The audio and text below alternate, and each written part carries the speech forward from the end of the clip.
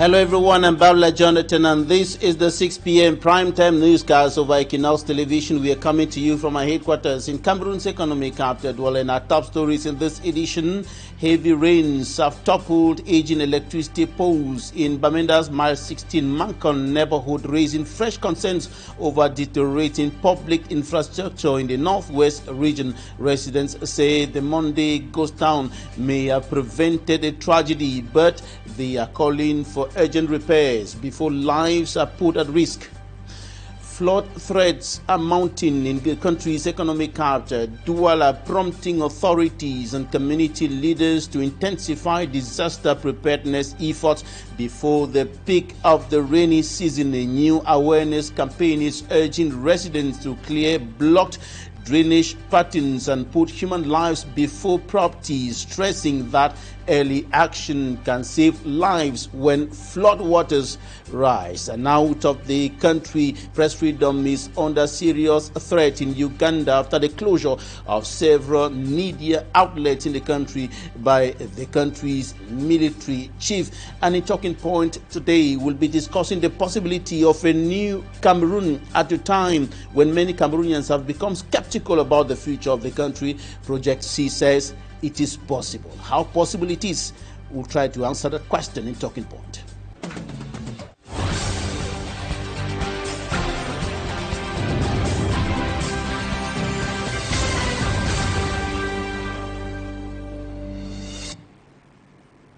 Heavy rains have brought down several aging electricity poles in Bamenda's Mile 16 Mankon neighborhood, once again exposing the fragile state of public infrastructure in the northwest region.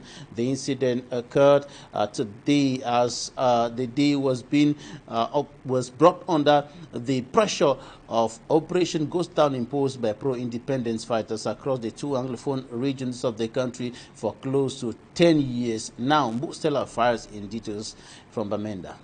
Heavy rainfall swept across Bamenda on Monday, bringing down several worn-out wooden electricity poles in the Mile 6 Mankon neighborhood. The poles collapsed into the middle of the road, leaving power lines hanging dangerously and highlighting the fragile state of the city's electricity infrastructure. The incident happened during Bamenda's weekly ghost town, when businesses remain closed and streets are largely emptied because of the region's long-running separatist conflict.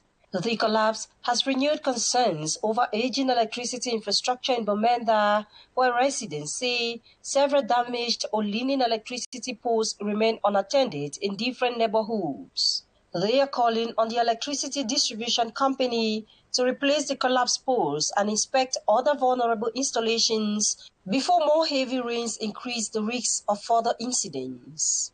Residents believe the lack of traffic and pedestrians may have prevented serious injuries in this Monday's incident. As the rainy season intensifies across Cameroon, residents say improving aging infrastructure is becoming increasingly urgent to prevent avoidable disasters.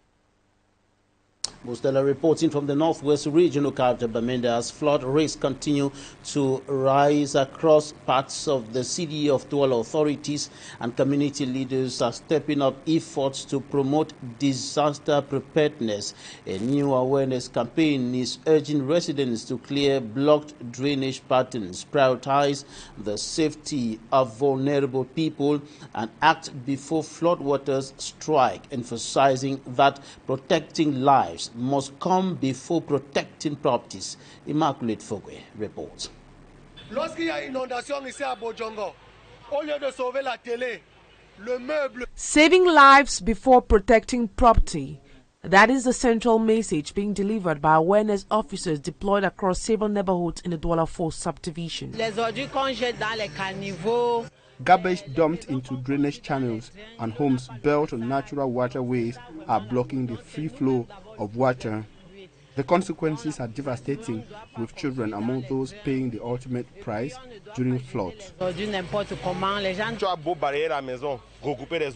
People may sweep their homes and properly collect their waste, but when the waste collection service fails to pick it up, the rubbish ends up in gutters and drains. That leaves residents wondering what more they can do. A Every rainy season, Bojongo faces the same ordeal. Flooded roads, stagnant water, and homes built in low-lying swampy areas continue to put residents at risk. At Carrefour Musiques, potholes have become large pools of water, making it difficult for residents and cattle herders to move through the area. Beyond promoting responsible behavior, the awareness officers are also warning residents about the steady destruction of the mangrove ecosystem. This natural buffer plays a crucial role in regulating the climate and reducing the impact of flooding in a municipality increasingly vulnerable to climate change and the rising waters of the Wuri River. The mangroves that once helped regulate temperatures and protect the environment are disappearing. With the Douala 4 now a major industrial zone, human activities have accelerated their destruction, resulting in rising temperatures across the area. The campaign follows a 3-day workshop organized by the Douala 4 Council with the support from the United Nations Development Programme.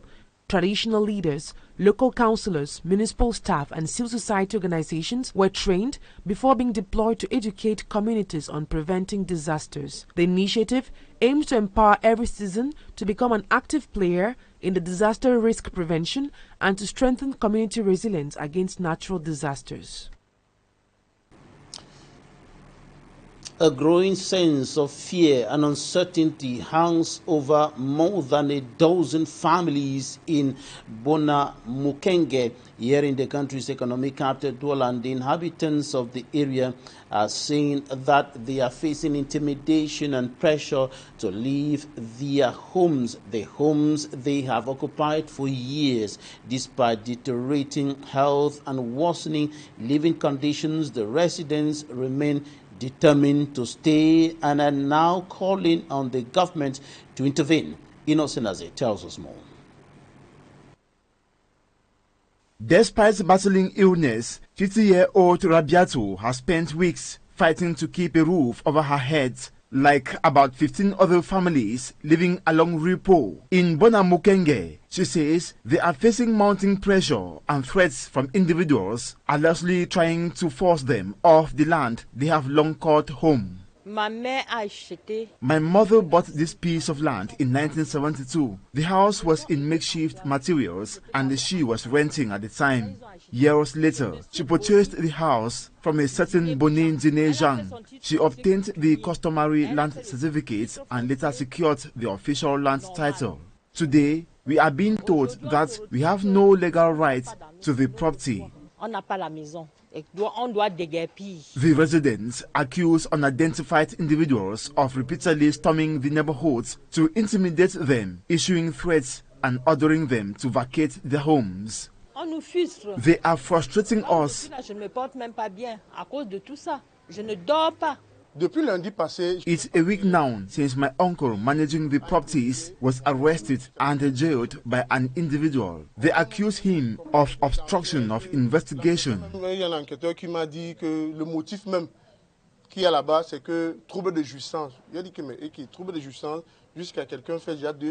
They say the atmosphere has become one of fear and uncertainty, with families living in constant anxiety over what could happen next. A recently erected sheet metal fence now surrounds the homes, leaving residents feeling trapped. They say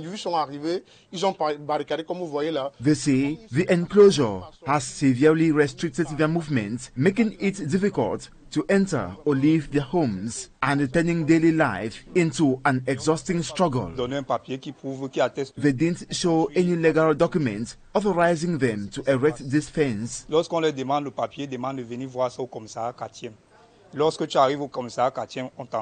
affected families are appealing to the authorities to intervene.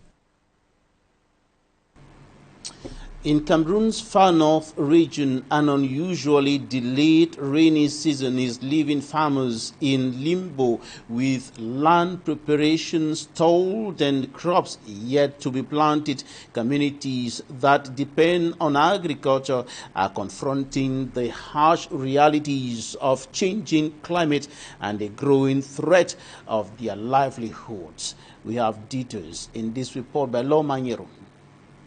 Cause is undeniable, the intensifying effects of global climate change. In this semi-arid zone, the late arrival of rain is triggering a dangerous domino effect. Without water, crops cannot be planted, leading to a drastic drop in agropastoral production. The consequences are already devastating. Local markets are seeing skyrocketing food prices, leaving vulnerable families struggling to afford basic meals. Even more concerning, this severe water scarcity is highlighting community tensions as farmers and herders are forced to compete over rapid depleting natural resources. To fight back against this crisis, a crucial regional workshop was held, bringing together sectoral services, community leaders and local farmers. The goal, to dissect a new vulnerable study and turn data into real-world survival strategies. The seminar delivered 3 concrete solutions to build long-term resilience. Firstly, customized local action plans, where municipalities presented tailored climate adaptation strategies designed for the specific needs of each community. Secondly, integrating smart agriculture, where the participants map methods of wave climate resilient practices using drought-resistant seeds and water harvesting techniques directly into daily farming routines. And thirdly, empowering local task forces.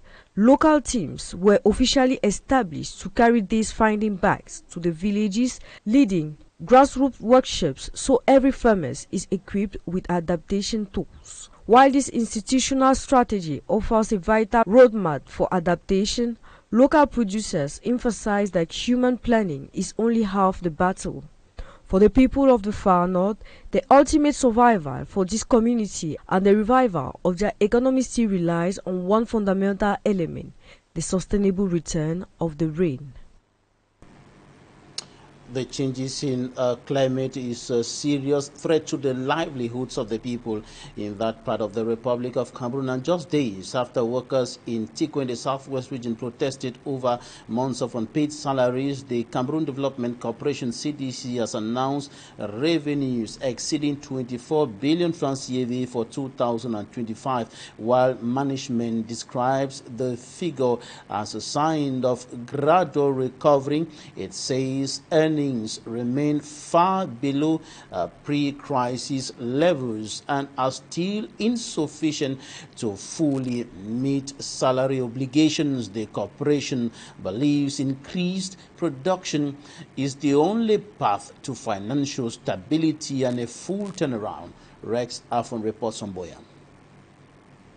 The general manager of the Cameroon Development Corporation says the over 24 billion francs generated in revenue in 2025 remained far below the expected amount to comfortably handle all the corporation's expenses. Speaking during the corporation's annual management meeting, he said the CDC is still unable to meet its financial obligations, including the regular payment of salaries to its more than 15,000 workers. Although we had improved results in 2025 compared to the year before, it fell far below expectation. It fell far below what was possible to achieve.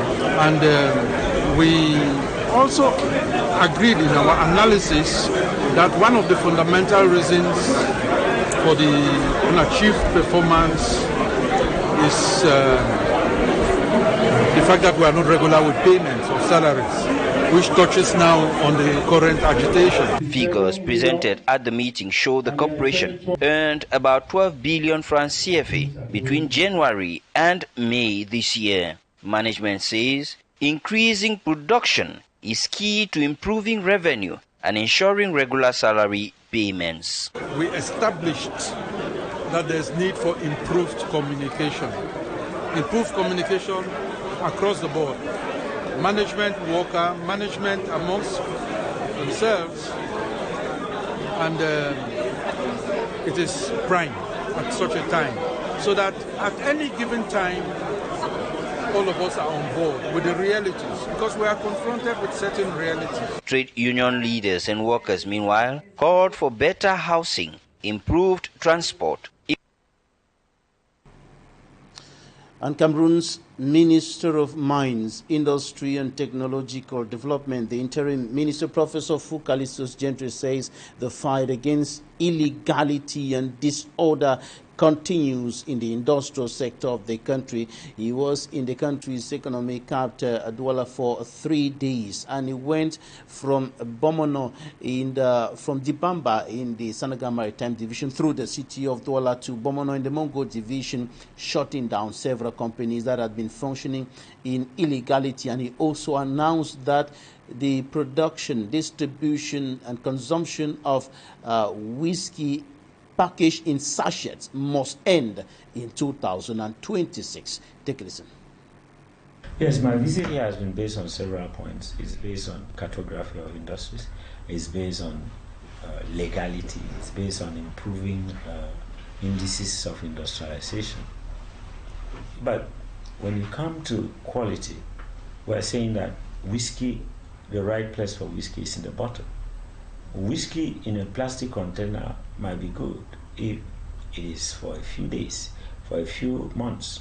But if it's going to stay for a number of years, there's going to be interaction between the plastic and the product that is inside. So we cannot guarantee that. And therefore, whiskey is supposed to be produced and kept in bottles. So that's why we have said, come 2027, there will be no more whiskey in plastic sachets. There will be no more whiskey in modified plastic, which is in form of bottles. Whiskey must be in glass bottles. That is the right place for whiskey to be. Just like we are restructuring the artisanal sector, we are putting in place mining companies. Cameroon is going to transform everything from mines to forest products to agricultural products. And there has been, since independence, a lot of things that have become custom, but they are not right. So we're trying to put everything in order, whether it be in the artisanal sector of mining, where practices over centuries have never given anything good to this country. So we are now restructuring the industrial sector to make sure that every economic activity must be accounting to the state about what it gives to the state. Unless that activity is authorized and is legal, the state cannot benefit and get exactly what it's supposed to give to the community. So right now, we are just trying to restructure a whole sector that, since independence, has laid with a lot of practices that are not conformed to the way it ought to be. And out of Cameroon, Uganda's leading independent media group says it is under military siege after the army chief ordered the shutdown of the newspaper, TV station and radio outlet. NTV Uganda and Spark TV were forced off air after armed soldiers surrounded the Nation Media Group and MG Kampala. The offices of the company were shut down in Kampala, and the stations went off air in the early hours of Sunday, with local media reporting that the broadcast displayed the message video unavailable. And of course, the headquartered in Kampala, NMG is East Africa's largest independent media company. And that's it for now for the first part of this newscast. We are bringing to you Talking Point now. And in Talking Points, we're having a conversation with one of Cameroon's finest journalists. Notably, we're talking about Eric CHINJE, the legendary Cameroonian journalist Eric CHINJE, who has been officially inducted into Africa's Media Hall of Fame.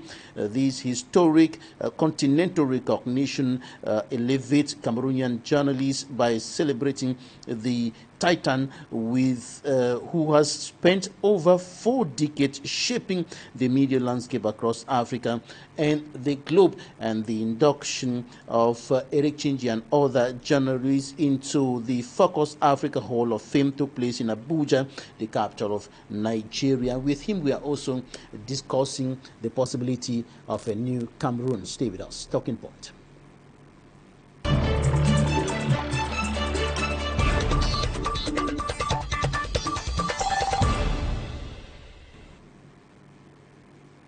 Thank you for staying with us in Talking Points. Eric CHINJE joins us now. Good morning, good evening, and welcome to the program.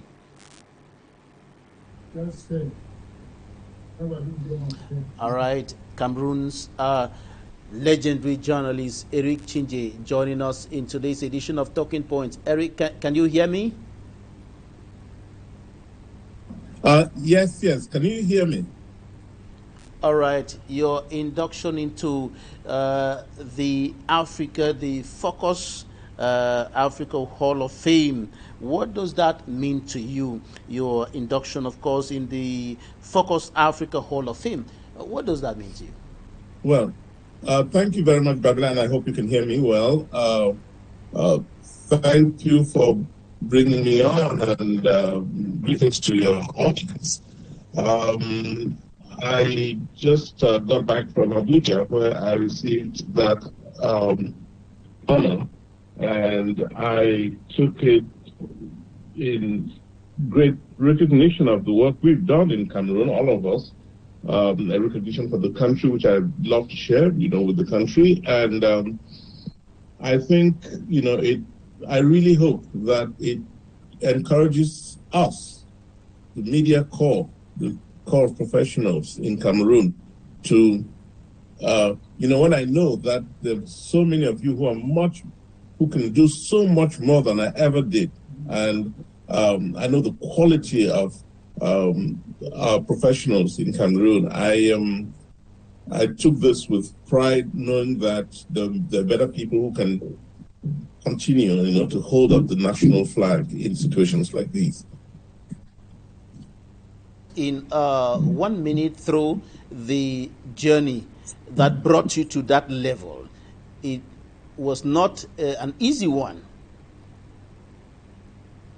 Well, let me, in response to your question, let me turn for a moment to Focus Africa, which is a continental effort to act on the imperative of having Africans work together, talk to each other, come together to move this continent forward.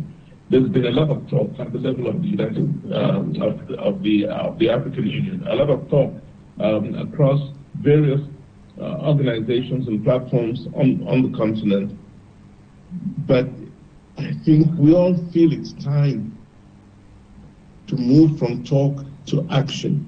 And the Focus Africa team is demonstrating to us, the continent and the world, that Africans can say it and mean it and work together and produce something that, can serve the entire continent. And I think that's where Focus Africa is.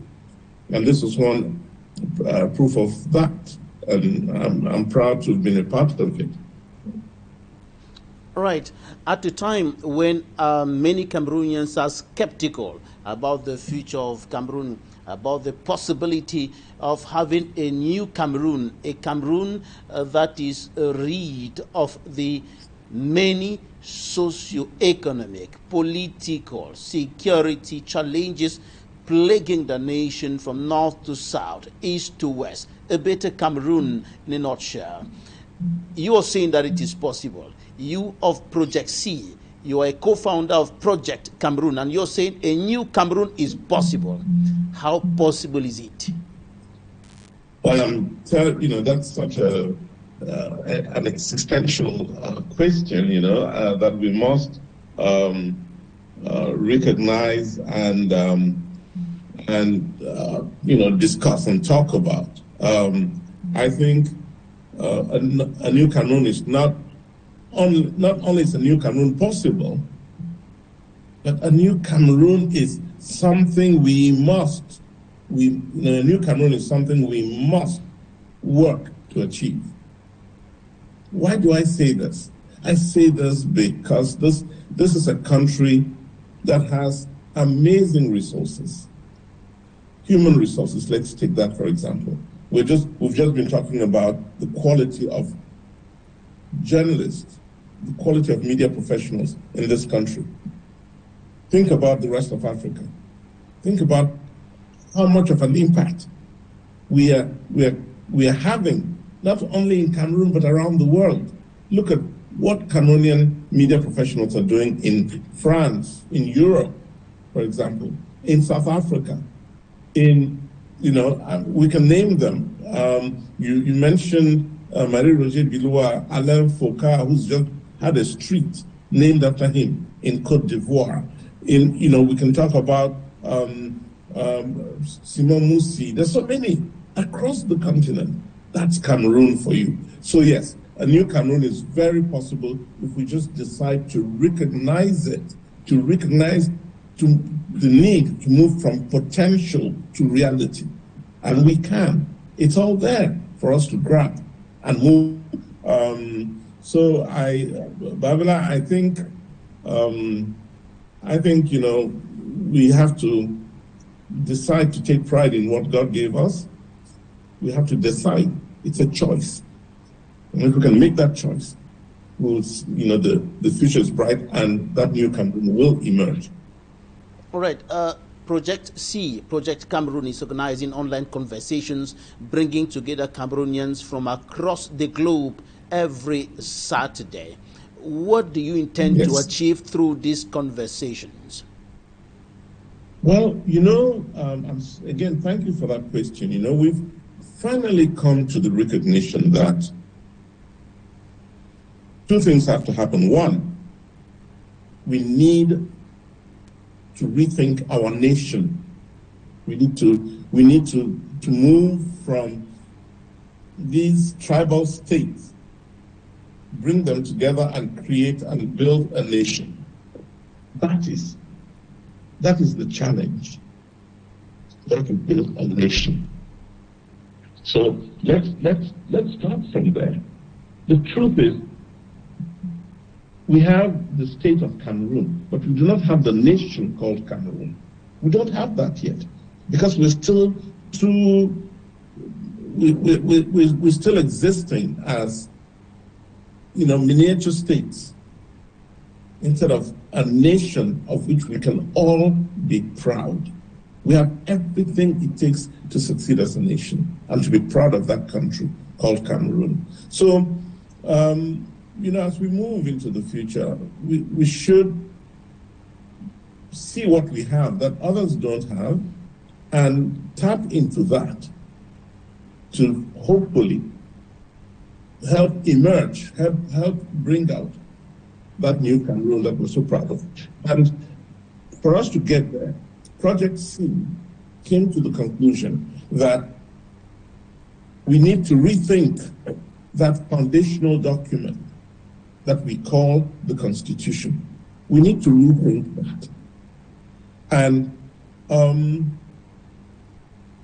as far as I'm concerned, that work is just begun, and we have a team of people working to figure out how we can generate the kind of information and the data that we need to inform the definition of that new constitution. We have, I have to absolutely mention a couple of names here, Aria Benson, Chris Che, Laurent, Leopold Mzese, and Elizabeth Muna. These are just a handful of people who are working with a team to engage the process. And what we hope to achieve is to get every Cameroonian, as many Cameroonians as possible. We're looking at 100,000 Cameroonians who will actually say what it is they dream of, what country they want, what country they can be proud of. And then we want to take all of that and see how the Constitution can help take us there. All right. Babila, I can tell you with absolute certainty that the Constitution we have now was not developed by Cameroonians, for Cameroonians, to respond to the realities of Cameroon. We don't have that yet. All right. Unfortunately, Eric, we've exhausted our time today, but we'll certainly come back on this conversation in a broader perspective to see how we can have a new Cameroon. I think this should be the hope of every Cameroonian to see the country changing from where it is now to a better situation. Thank you so much for what you and other Cameroonians abroad are doing to galvanize momentum to have a new Cameroon. Thank you for having this conversation with us today. Thank you so much, Babila. Thank you for the opportunity to address this. Thank you, ladies and gentlemen, for staying with us. That's it for today's edition of the 6 p.m. Primetime Newscast over Equinoxe Television. Thank you for your time. God bless Cameroon. God bless Africa. Goodbye.